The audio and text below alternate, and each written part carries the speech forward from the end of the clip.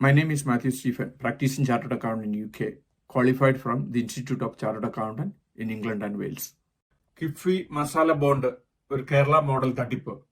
London stock എക്സ്ചേഞ്ചിൽ list ചെയ്ത് masala ബോണ്ടിലൂടെ KIIFB collect ചെയ്തത് 2019 2150 കോടിയാണ്. ഈ മസാല ബോണ്ടിന്റെ പ്രത്യേകത, ഇത് ഇന്ത്യൻ കറൻസിയിലാണ് ലണ്ടൻ സ്റ്റോക്ക് എക്സ്ചേഞ്ചിൽ ലിസ്റ്റ് ചെയ്തിരിക്കുന്നത്.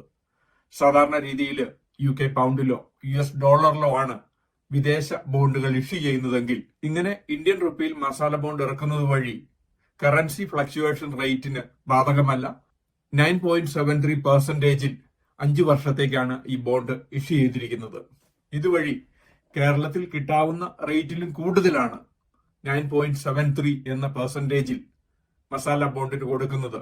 ഇതിനു പുറമെ ഇതിനു വേണ്ടി നടന്ന റോഡ് ഷോ, ഈ ഒരു കമ്പനിയെ കണ്ടുപിടിക്കാൻ വന്ന ചെലവുകൾ എല്ലാം കൂടെ 10 മുകളിൽ തന്നെ ഇൻട്രസ്റ്റ് റേറ്റ് വരികയും അത് ഇന്ന് ഏറെ ചർച്ചാ വിഷയമാണ്.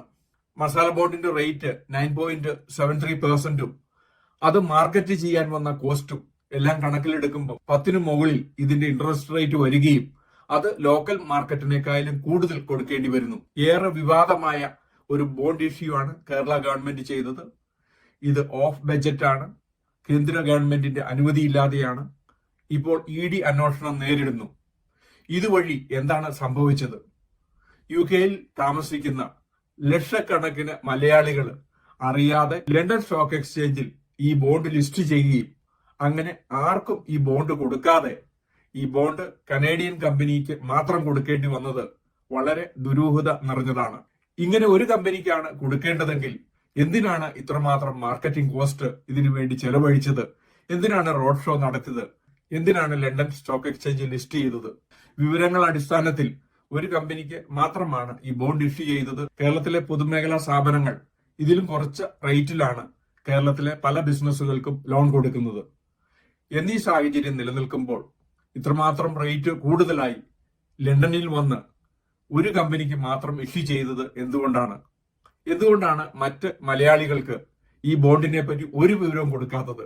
UK മസാല ബോണ്ടിൽ ഇൻവെസ്റ്റ് ചെയ്യുവാൻ ധാരാളം മലയാളികൾ താല്പര്യപ്പെട്ടപ്പോൾ എന്തുകൊണ്ടാണ് ഈ ബോണ്ട് ഒരു മലയാളികൾക്കും കൊടുക്കാതെ ഒരു കമ്പനിക്ക് മാത്രം കൊടുക്കേണ്ടതായി വന്നത്? ഇങ്ങനെ ഒരു കമ്പനിക്ക് കൊടുക്കുവാനായിട്ട് ഇത്രമാത്രം ഒഫീഷ്യൽസ് ഇത് മാർക്കറ്റിംഗ് കോസ്റ്റ് എന്തിന് ചെലവായി? മസാല ബോണ്ടിനെ പറ്റിയുള്ള ദുരൂഹത വളരെ വലുതാണ്. 2150 കോടി ലണ്ടൻ സ്റ്റോക്ക് എക്സ്ചേഞ്ചിൽ നിന്ന് കളക്ട് ചെയ്തപ്പോൾ എന്തുകൊണ്ടാണ് UK താമസിക്കുന്ന ഒരു മലയാളിക്കും ഇത് പങ്കെടുക്കാനുള്ള അവസരം കൊടുക്കാത്തത്? ഇത്രമാത്രം ഇൻട്രസ്റ്റ് കൊടുക്കുന്ന ഒരു ബോണ്ട് ഒരു മലയാളിക്കും കൊടുക്കാത്തതിന്റെ കാരണം എന്താണ്? തീർച്ചയായിട്ടും ഇതിനെപ്പറ്റി അന്വേഷണം ആവശ്യമാണ്. ഇന്ത്യയിൽ ശക്തമായ ഒരു കേന്ദ്ര ഗവൺമെന്റ് ഉള്ളതുകൊണ്ടും അവരുടെ ഇടപെടൽ ഉള്ളതുകൊണ്ടും മാത്രമാണ് കേരളം മറ്റൊരു ശ്രീലങ്കയോ ക്യൂബയോ ആകാത്തത്. ഇതൊരു മണി ലോണ്ടറിംഗ് ആക്ടിവിറ്റിയാണോ? ഇതിന്റെ പിന്നിൽ ആരാണ് ലാഭമുണ്ടാക്കിയത്? തീർച്ചയായിട്ടും ഡിജിറ്റൽ ടെക്നോളജി വളർന്ന ഈ സാഹചര്യത്തിൽ ഒരു ഫോറൻസിക് ഓഡിറ്റിലൂടെ, ഒരു ഇൻവെസ്റ്റിഗേഷനിലൂടെ ഇത് കണ്ടുപിടിക്കാൻ വളരെ എളുപ്പമാണ്. എത്രമാത്രം നേട്ടമാണ് ഓരോ ഇൻഡിവിജ്വൽസും ഇതുവഴി ഉണ്ടാക്കിയത്? കേരളത്തെ പണയം വെച്ച് ലണ്ടൻ സ്റ്റോക്ക് എക്സ്ചേഞ്ചിൽ നിന്ന് 9.73% ബോണ്ട് ഇഷ്യൂ ചെയ്തിട്ടുണ്ടെങ്കിൽ അതിന്റെ പിന്നിൽ വലിയ തട്ടിപ്പുണ്ട്. അതിൽ നിന്ന് ലാഭമുണ്ടാക്കിയവർ ധാരാളമാണ്. ഇത് അന്വേഷിക്കേണ്ടതാണ്. ഇത് മണി ലോണ്ടറിംഗ് ആക്ടിവിറ്റിയാണ്. ഫോറൻസിക് ഓഡിറ്റിലൂടെ ഇത് എത്രയും പെട്ടെന്ന് കണ്ടുപിടിക്കാൻ എളുപ്പമാണ്. ഒരു ബുദ്ധിമുട്ടുമില്ല. ഇതിൽ ഡിജിറ്റൽ തെളിവുകളുണ്ട്.